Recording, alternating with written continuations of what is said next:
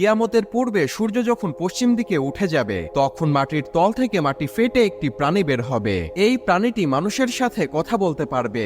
এই প্রাণীটির হাতে থাকবে মূসা আলাইহিসসালামের লাঠি এবং আঙ্গুলে থাকবে সুলাইমান আলাইহিসসালামের আংটি। এই প্রাণীটি বের হয়ে গোটা পৃথিবীতে ঘুরে বেড়াবে এবং তার হাতে থাকা সুলাইমান আলাইহিসসালামের আংটি দ্বারা যেই সকল ব্যক্তি আল্লাহকে অস্বীকার করেছে তাদের কপালে কাফের লিখে দিবে এবং যারা আল্লাহর উপর ঈমান এনেছে তাদের কপালে মুমিন লিখে দিবে। সেই সময় পৃথিবীর অবস্থা এমন হবে, একজন মুমিন আর একজন মুমিনকে দেখে চিনতে পারবে এবং একজন কাফের আর একজন কাফেরকে দেখে চিনতে পারবে। কিন্তু সেই সময় কাফেররা চাইলেও আল্লাহ তাআলার কাছে তওবা করতে পারবে না, কেননা সূর্য সেই সময় পশ্চিম দিকে উঠে যাবে আর সূর্য পশ্চিম দিকে উঠে যাওয়া মানে তওবার দরজা বন্ধ হয়ে যাওয়া। এই প্রাণীটি এসে সবাইকে উদ্দেশ্য করে বলবে, মানুষ কোরআনের আয়াত অস্বীকার করত আর আমিও ছিলাম কোরআনের আয়াতের অংশ।